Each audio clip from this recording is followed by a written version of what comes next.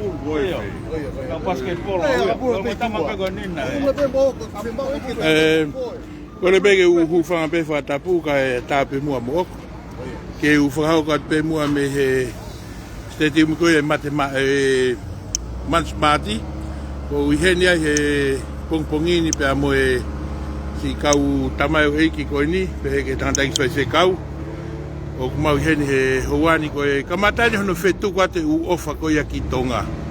Pe a ko tanta ki se kau en pe ka na tol ko to pe na heni ke tokoni ko ni pe a tu pe mua ke u anga re va fa mari ko ni he ku va taimi ka mo lo pe si e taimi.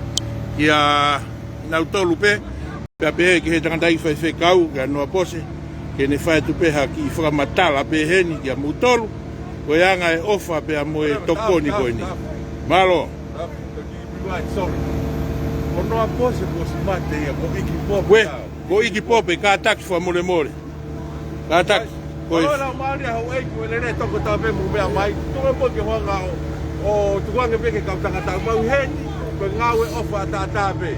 Ko e kala mo ko ti ko re pe ke ka ha no re kwa. Ei, mano, dai, com uma taufa. Una taufa, me já se consome. Tá com botonga niwa for all. Já se consome, vai no mundo.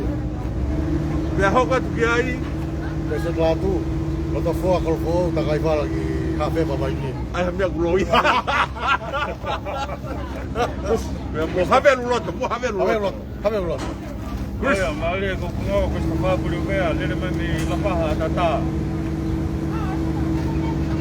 My horse is Chris. Fifth beauty. The big boss.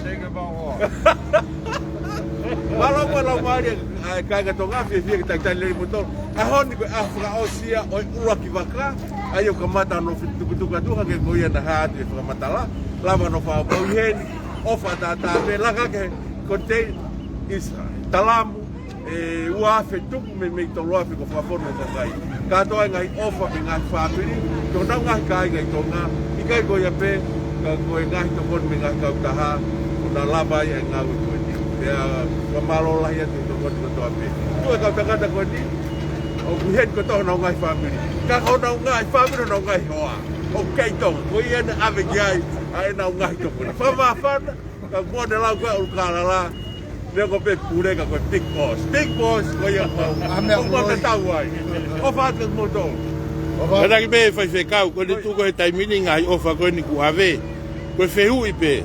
E to ia ipe mo ngai ofa ke fie to fie ma pe ngai to ko ni pe mo ngai ofa ki tonga. Ko tu e ma ulah yang ke ka ta ka ko fa no ta no ko ma na to lu io e te ia ipe o sta a ta hu be wi ke u mi hen ma ki ma na va.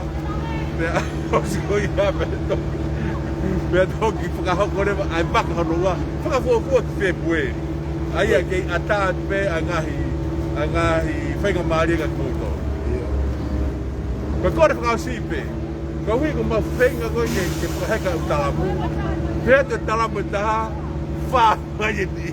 I kai ko ia pe, ka ko ngahi le lalahi ke pea ke tuko tuha pepa, o mai pe buha pepa, ia sai pe whokia ka ki mautoro, ka koe momente hene buha pepa, ka monea ko ki tonga fi kume uta, aia ko mea ia ku parapare pa.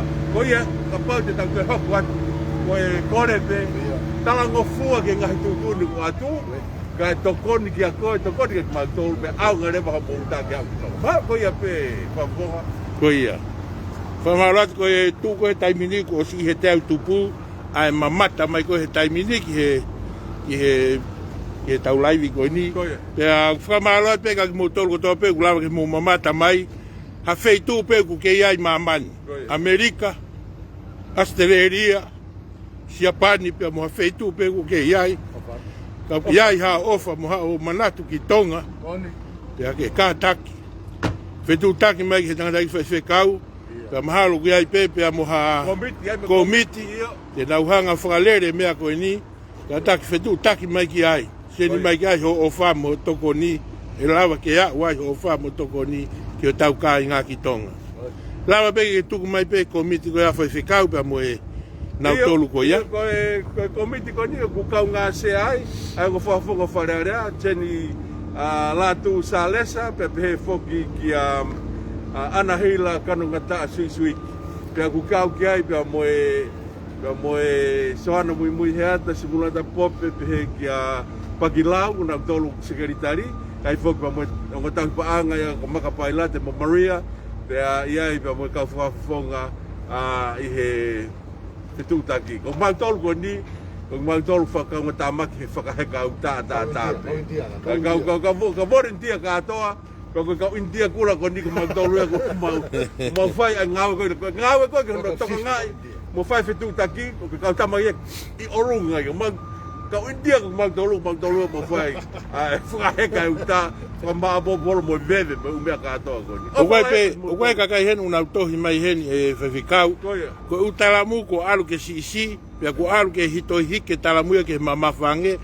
fefe ka pai lava pe ke ngai pe na ufanki puha Okei, to ke talamu. o e sai pe ka ki puha ka ko ne movete ulagi ua fai ngata ange fuka heka ko hui ko fo ke koe e konteina e ko puha e talamu sayang e pe a tau kumi talamu ke lahi pe talamu mahalo te mawhinga ke maha talamu heni ke whakatau atu ka ki moutolo ani koe Nusilani ke aia mouta ui ko ne si te mawhiki me tola e tolu noani manoa e talamu ko ui Tapi taha, ko nga ni ta tukol. Ko kata yo ku ma talamu ko nga ke maluan ya. Pa nga tayo lang talamu ko ta. Ta tukol. Mas me hani ma pulang kata u ta me hindi. Mas kawa ta pungkol ke to pop mai ke mai na katso. Kontena ho ko ma ka ho ko February. A ho February ko la ka. Kontena ta ho ni. Ai ko kontena u la ma ko. Ai tau ko to ki to ai he moni. Moni. Ko no bisa to ya tau ko to ki to ai moni. Ko fa lo toda ma pequena lá em meia na momento come container anda patai lá ia patai no pex malere olha to como fa to botão como uta na ma to pex malere mo uta fa ai foi o fica que fica mal e atu do da família pate da wati tonga do mal na está com eu pé Bora lá, mal cai mo toge ho to singai ke fakauta valere mo pex valere mo ngai uta an. Kana yai mo ngai ngai uta, na kai ke as ke mo hinga ta hingoa. Hingoa ke ave. Na ngai uta na kai ke ha hingoa. Wa pe telefone, ira pe telefone. Ai be o mai ori aki mai pe. Uta tu pe e container ka te ki ona to tum ka pa te kiri ak no ia he as ke mi ka pe ka kai ko na uta man ka pa ko uta ko ka te ke pa te ma to ha pa ya. Ka pe mo hinga ko hingoa. Ka ka ta ke o kumi au iri ke talamu. Ke bau inga ngi pe talamu. Ko wi he mo na ke la ko na e pe uta. O ka to to ye, ke ha mo ka mo ta. Ki talamu ko pau ta ha ya ho ta. He ne a ko to fa. Kaki te frahela me ka batole. Kaki te frahela, koi. Container ne fia e alu he ahoni. Ua e ale ahoni. Container ni e ua e whakafolao te ki tonga he ahoni. Ngai ofa ia kakai. Pia koe whakafolao ko ni tae to tong. Tae to tong. Tola pe ni manoa hoki nge stalamu whakamore more. Mama mai. Eh? Oh, ta koe talamu ka ataki. O tola tolu noa. Si toko ni pe ia ka koe hau e o whao ai ho nge talamu, whao si o talamu, ave tae to tongi ki tonga ki ho whamiri, i ha wheitu peo kui ai. Ko ia. Whakatau talamu ni. Ikai, koe tuka tai ni tuka kai ala. Muka ni whakatau talamu. Koe mea koe i mōpel koe i mangere of me mahunga pāngai wani mai, a talamu. Ia kai wheitu, pāngai e tolu noa. Ka te ke lama peo ke alo kumi e talamu koe maa ake, ka koe talamu koe whakakau ki. O ia. Ko tukurua pe a te ni manoa ne nai, ka tau hini ka kui kai, ka koe ngahi peitu koe, ka tau ei te mukai ke peo ilo. Malo. Malo bito vefikau pe peke kau tangata. Malo mo whanongo mai pe koe longoa atu koe ni koe ngai pūlori, koe kamatani hono whetukutuku atu o e. Koe kondeina pe whao koe. Kondeina wan whao koe ye wigai. O ia, malo mo whanongo mai peki ai, koe kau tangata ani koe lori e, nau kamata hono whetuku. Koe container o ke lo. Me pega ni kwa ia e fe tu ko kwa. Pe container fiha. Ta container fa ke wa no o si ua taha e mea. Ai meche. Mea koi pa me he. O toi foi lima me he Pacific. Coral Bright. Te fe kala mo po pa ki pa tu. Lai Oi. Fala i te, te a vai ni. Fala ide. Fala i te. Okay. Te kamata wha fo. O mai maha mo ki talamu wha mai ai. O te wha puha pe pa koe lahi mau. Soke ngahi, soke upuha pe pa koe laku mai koe. Koe wha i heu. Asi nga wha mea ma mawha e. E vai e moe kapa moe maha waa moe lai. Si sange beno wha e talamu. Kai ka hapai mo. Ka pau kaha mo container ke awe whakawhetu. Mo haa mo wha pe container hen. O te mo te awe container ka whetu. Mo haa o ka pau tau pehe ko hakanong polu. Mo mai awe ka container ka kato hen ka hakanong polu kato. Te mo te hela ia he o ke whetu koe na. Te tirima, te totongi. Mo mai ki hen. Mo mai ki hen. Ka pau kaha container a kotu mo no muka mo mea. Sega mo mai ki hen ni. Ai be container ta fa ka to ho me ka ke mo te hela ia ai lori mo bia fai ka to pe ni nga we o fe to ko ni aki ta nga we ko ta o fa ko ta fu no fa ko ko tai ko ai ma ba pe ia ai te mo si fa of o me ta ha pe fo no mo container ka mo mai fa pe he ni ako ka no por mo ko tu mo mango me imagino na e mau io o se culo mo henga mo si fa of o asi mai ki putu ko na me mango o te kisia ka neu wha o whasio no whakahaere pehe e pekia masi kai te hakoa whakato osi kotoa mako ki whala na e to'o ki o whaiaha ki nofu ne whaiako ki ono te rio e mea whai mo mai o whao heno mo konteina eke mo te hela ia mau whao pe mau tolu awe pehe lori o konteina no whawhainga mai mai koro me ngai kautaha devene mai maranga o whalai Malo. Te huru peki he koe puha koe ni o tokanga tu ki ai e nautolu ke ka taki whakamore nautolu koe na whao mai ha o mea i ha ngesi puha nge koe vai mo umea mamawa pe mo umea mai pe koe ngesi puha neo stai aun katoa ia pea kunau toi kumi pe nautolu ai ngesi talamu ke whao ai ho mo uta pea koe korea tu ia koe ni ke mo ka taki o ku whao mai pe i hange stalamu, pe aku mau pe nge stalamu heni, ka ke kātake atu kume atu hange stalamu, ke whao ai ho mou hakoa. Iyo. Ho mou iyo. Māku mou mea mai pe kau ki lue atu pe he, o manifi atu ene u container, ai koe container ene ua whaku alu koe ni, pea mou mea mai pe ki he koe ngā toko ni ene hau koe ni, koloa koe ni koe awe peki tonga ki he kāinga, pia kui he ni ai ongo whai whekau, ke nā toko ni mo pou, ke ngāwe o ku whai. Pia mate mo mamata mai peki ai, koe u container ene. Pia koe ni ku mau e tala mai koe ni me he ongo whai whekau, kāinga koe me mango, whonoi, no muka, ka ku mauloto ke whauha mou container, ka taki whetu taki mai, ko inga ka whai maha whetu taki ki he whai whekau, ke tuku maha fui container, e taha, pe ua, pe tolu, pe lahi hake, ke whau ai ho mou ofa ke awe ki motu, ki ho tau ka inga ki motu.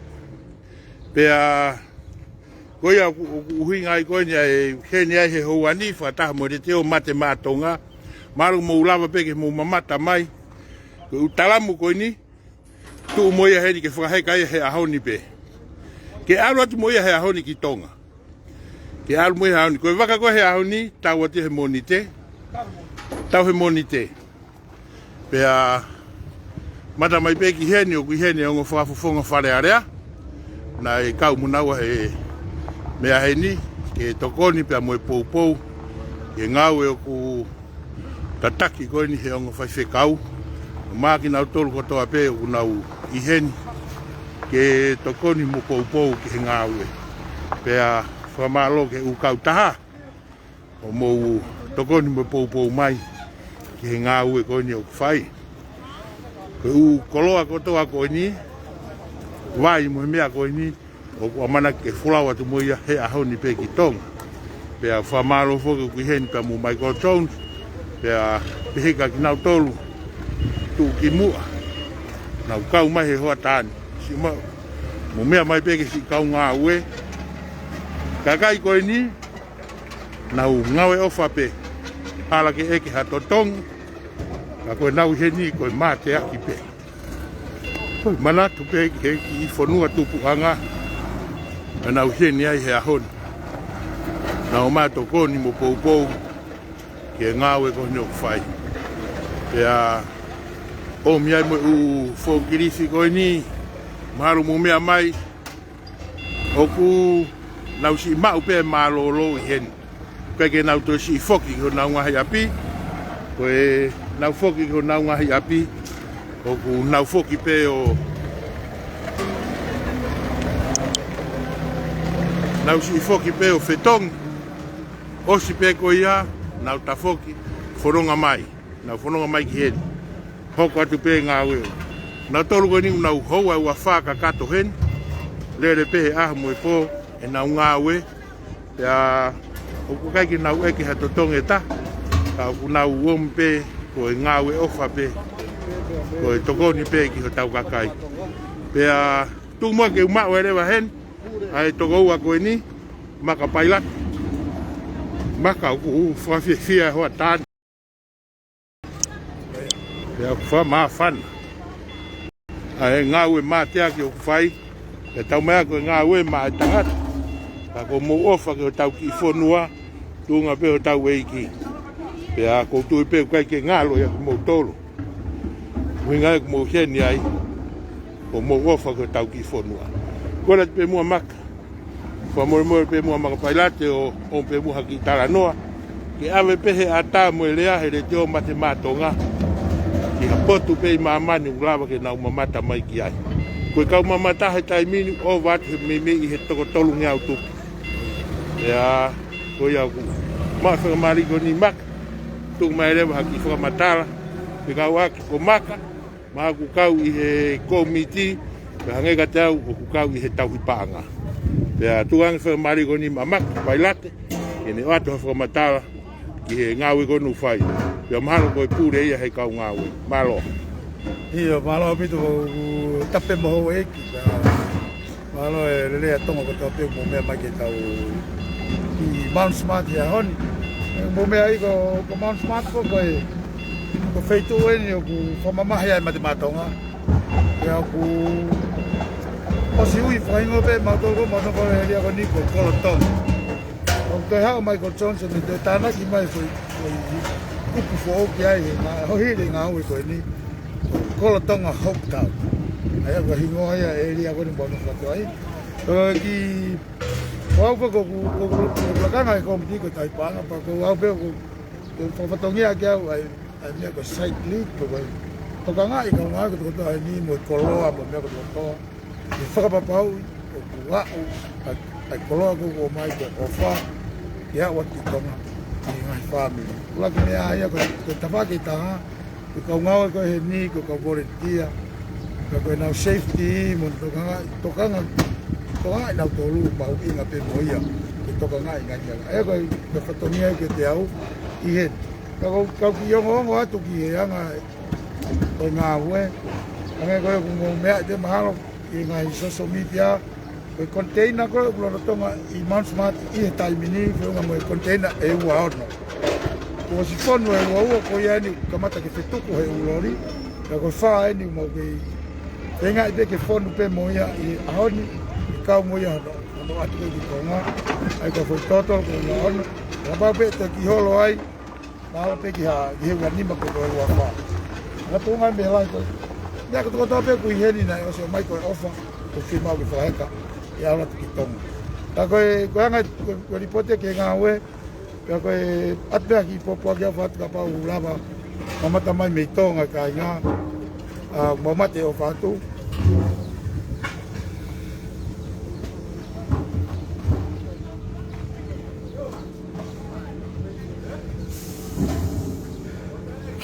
peke ngalo.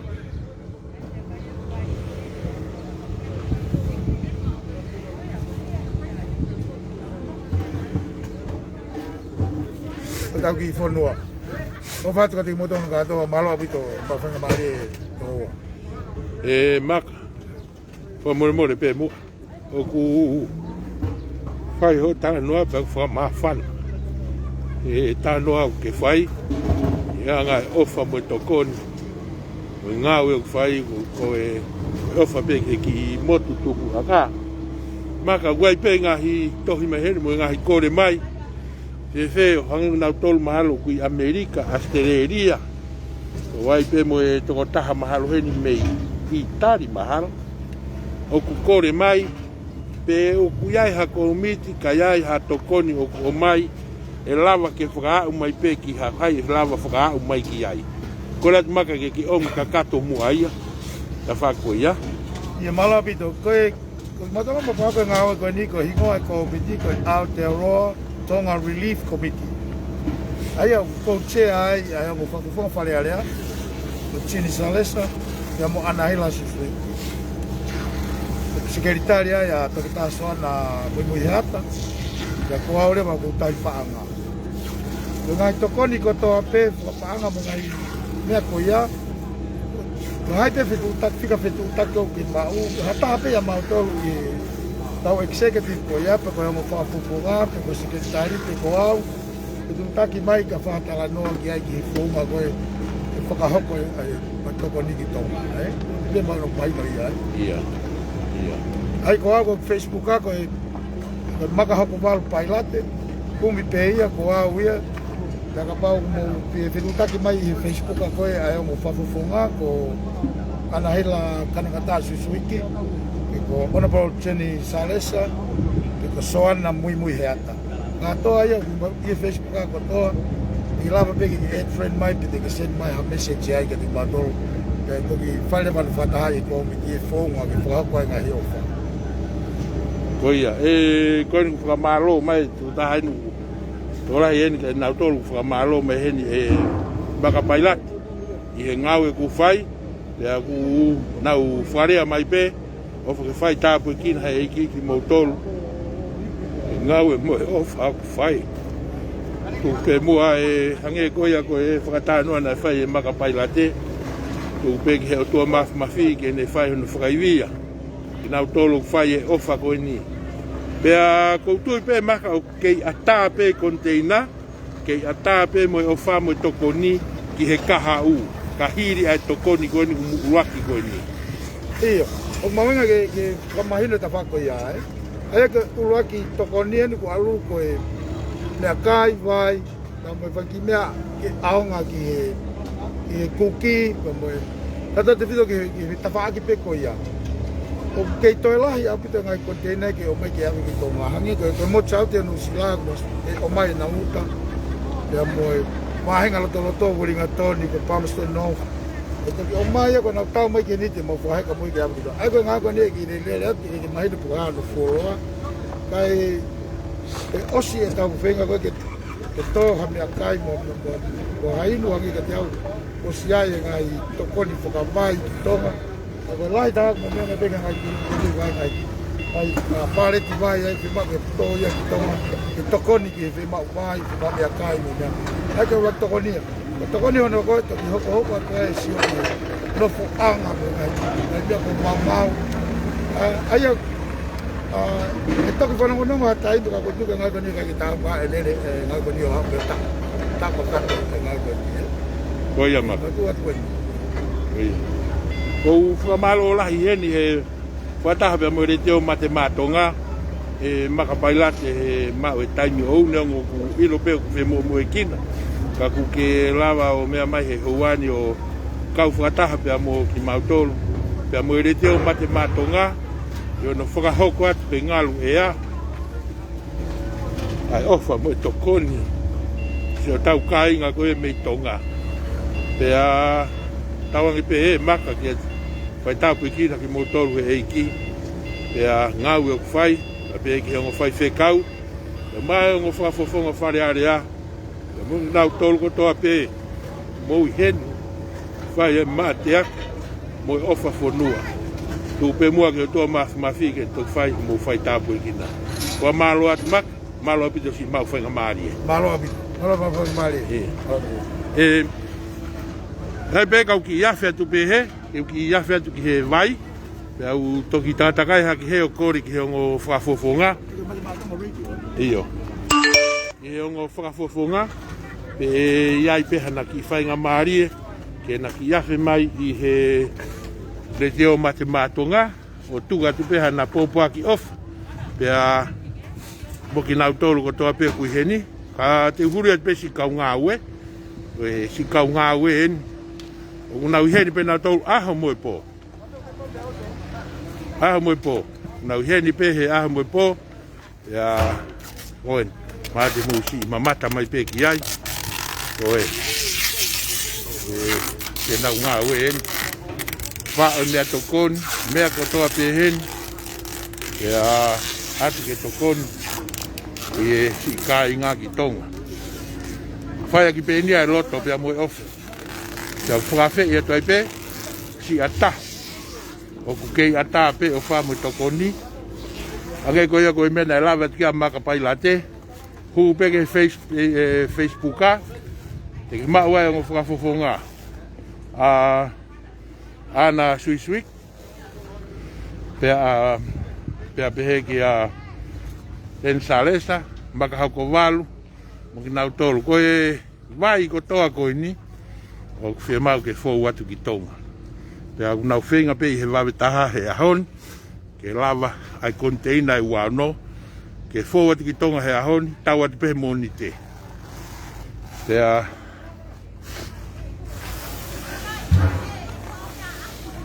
Wanu mau I hene he ahoni ku. Wa mai de tio matematonga ki hene he ahon. Ma mo me am hai pe. Ko u container. Ko tonga lere ko ni. Ai u container. Ya.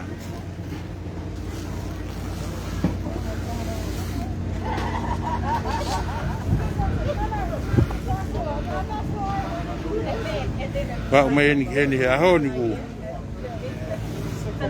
Heni o tangata ko ni si wa peni ka ma merino mak ma u heni mo o tangata he ahon talu se na u fotu a heni mi he ahona u ya yo e to koni ko ni la ki heni o tangata e si wa mo merino o heni mo de to matematonga na lawa pesi amu ki popo aki mo ngau e ku fai ko e ofa fonua pe ta ko ya ku kai puri hataha ki motor ai to taha ko ni ko si wa pein ko ni ilo ape si wa pein pa ange ko ni ko merino makaku heni moia na si heni ko pou pe mo ofa ka motor ki tonga rawa pe tu mai pe ha mo ki popo ak oi ak pe le popo ak na kai ne tonga ko pe ala de vino na do huesia de pa ko na ma But when they open up the door,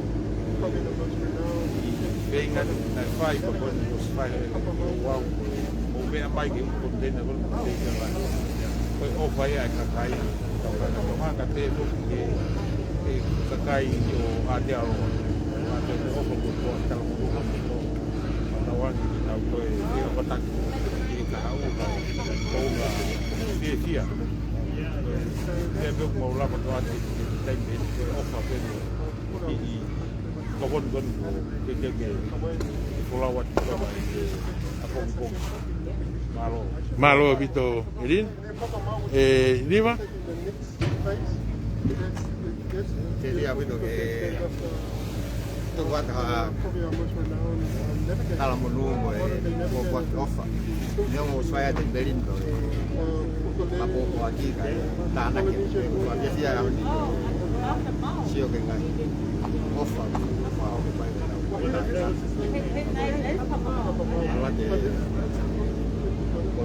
con la conte ya guay kalau mau kalau kalau ya con la máquina ofa paham dia va ven para fusofak ofa la ya malo o fa malo la heni ki a siriva ka uma merin I he whewha more ki hamu taimi, ka mo kau mai mo e re teo mate mātonga, I he tala hamu ofa pe mo pōpoaki. Ia ki nau tolu kotoa pe si kāinga mei tonga, na uesia na unga whamiri, I he whakatamaki na toki osi. Ia koi ai merino ka uma iriwa, ate o whalahi pe mo e tala monu me re teo mate mātonga ki a moua, malo e o whawhonua, malo e mate aki. O whalahi aki. Ka taki pehe kei ki huanga whakahoha asi, ka mahalu pe te mo mea mai, ki he re teo mate mātonga, ko e siongo whakafofonga aen, o ana hila kano ngata susui ki ene o ku I tua mai koe ni, ia pehe ki a Onda Paul Salesa, ia pehe ki a Michael Jones, ia mo ki nau tolu pe o nau whai e ofa koe ni mo e tokoni koe ni, ki o tau ka inga ki tonga. Koe ai e hounga ia, te ongo whafofonga, a tuu mai, koe mate aki pia mo e ofa, ki he ka inga ki tonga. Koe ia u whamalo lahi atu ai, e keiki ho aski nau tolu, e nau loro tonga e pōtara noa aki. Kau ku mawhana pe lo tō pe a whataha mo e le teo mate mātonga, ke atu aki ai ofa pe mo e pōpoaki tala monu koni. Ke mo tolu kotoa pe o mo kaunga kau whataha, pe ki a Anahila, e uma Onda Paul Salesa, I ngau e kuwhai, pe ki a Michael Jones, pe a moki nau tolu kotoa pe, o nau heni he hoa tāni. Pe a kutui pe te mu mamata mai, ki o nau tua, pe a koe nuku nau iai, u talamu kotoa koe ni, e wholau atia ki tonga, I he wike kahau. Pe a whampeke aha, whangamaria mi heongo whapofunga, na taha ia ki naua ke ne tala peha pōpuaki, kia mua I tala munu pe ki he Hey, you know what? We should have called it Tamaki Makawa, right? Awkward. Everyone wants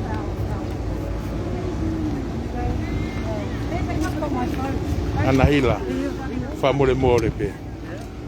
Ko heni mo re teo mate mātonga, pe lava ke tuk mai mua tahine a popoaki pia mua a ofa pa mo tokon mo whakahoko e hoa ni o hounga I ai re teo mate mātonga. Pia mo ki nau tolu koe no mamata mai koe ni, nau whamalo mai ki a te koe, pia maa Onda Paul Salesa, I ngau e mate aki ku mo whai. Ko koe ki ulawa tau wheo kuroi matai ku maha whanaa na hila. Ngau e ku mo whai. Tu mua ke utukange whenga maari e koe ni, ki ana hila kanu ngata susui, e ne he whakahoko atu mua hane pōpuaki pa mwane. Mwane fie mea pia ku fie mea ki ai whakafofonga o whakafofonga whare area. Pia ko whawhi I koe ana hila, malo a pito si lawa. Malo. Tapu mo e awhio ai o tua mawhio tau ngahi loto. Pea au kua koloa ia. Ia maua whainga maari e ke tokonia hon tau kakai. Ane nai I he tāpuaki, I he kainga mauri ai ofa konu kolu ki tonga. Neu kore kia toktari tamanu atu. Kene o mai angeha, tokoni mangeha lea ke lea nau pe ki he whakahoko I he tāpuaki I koni o e hofano atu ki tonga.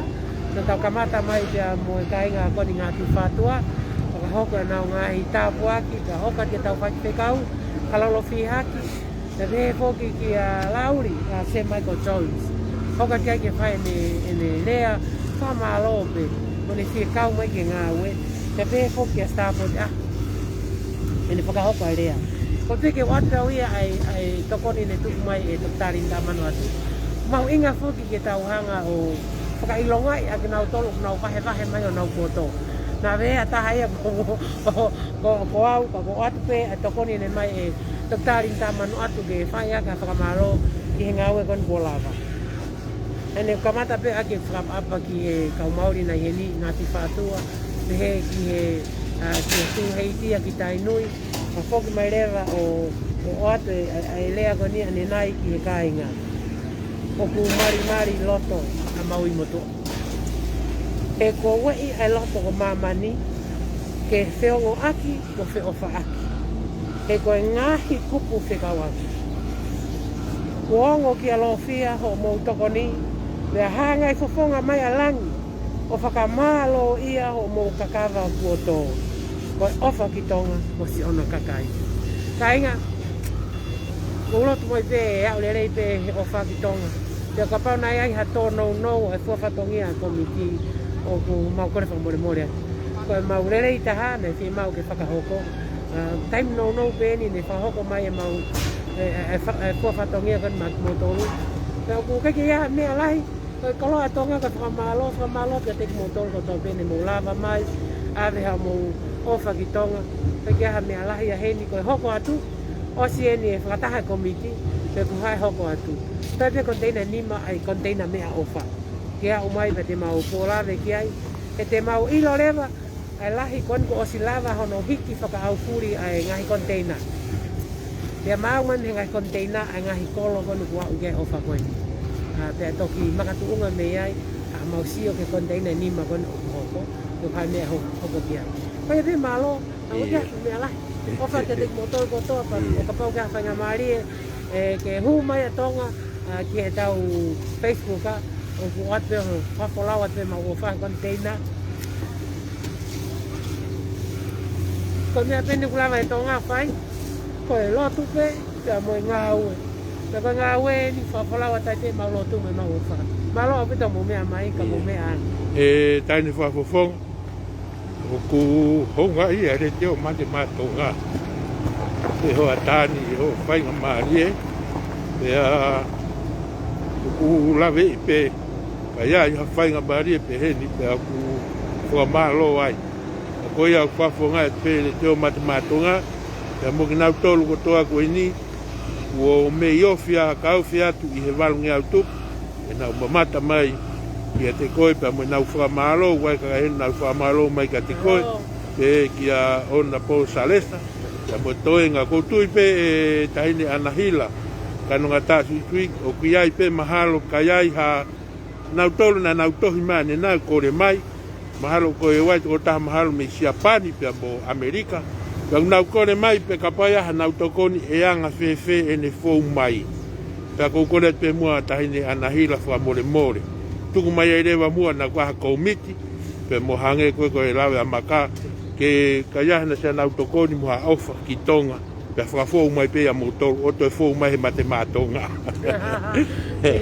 pe mau pesi tohi mai pe he messenger mai mau pesi ko e Aotearoa Tonga Relief Committee me kulau iai pe mau pau admin o nau lau e ngahi tohi ko ia ke whaha talanoa ka komiti ko ia pe malo malo apita iyo ko ofa kono mai me food staff kono me pick and save me ia mai iyo malo apito ofa malo apito ko tu pe mo lava ke mo mata mai i he taine whakafofonga whare area pa mo ilo pe hona whatongia o ku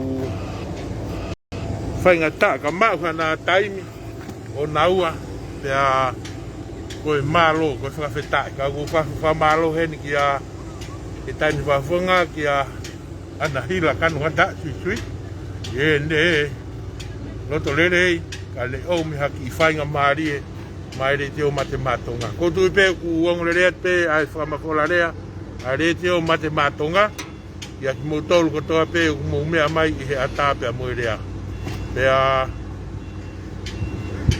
o tui pe ka kui ai ha taha une ha feitu pe ku fie ia ha tokoni o ena na stukat pe he anahila ai pe ka umama ka hoko walu ai Facebook pesi Facebooka ke du tak mai ke mesensa ti lava ke ka wai pe a ti lava ke a o mai ke ai ka na tol a ho tokoni ta ko ia ku ata flahet ka mutol o fat ko tau kai nga ko to ki tonga pe a mo ta pe he kolo pe o ke lava ke mamata mai o ke ai pe mo container o ku e fao i he Apisiasi ahu fitu ko ia i whekwa.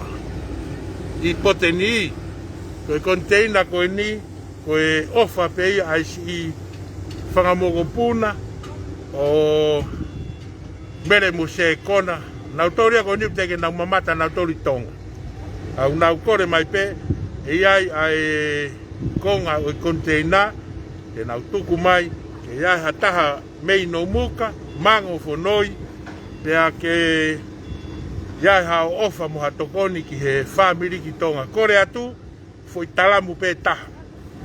Whao pe mea ao ngā, pea ke whetu taki mai ki he whika telefoni, ke utoe hanga pe o hake i he Facebooka, he ku pes Facebooka, whetu taki mai ki he whika telefoni, ko e noa uataha, noa walutaha, tolua ni mahiwa noa.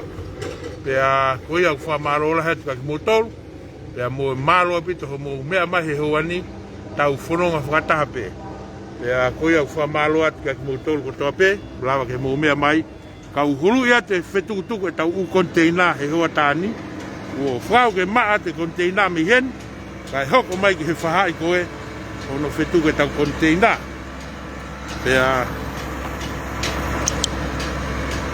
whamalo ai kaki nau tolu ko toa pe, nau mea mai ke mouani. Pea ko ia ku ofara hatu kaki motolu. Ia, malo anahila.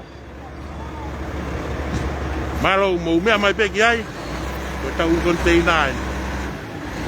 O fatu kaki motolu ko toa pe he ope, pea kapau kuia hata au toi fie whetu taki maha mea, inbox mai ki he reteo mate matonga, pe ko tā mai ki he whika telefoni, inu usilani, ko e noa uataha, noa walutaha, tolua,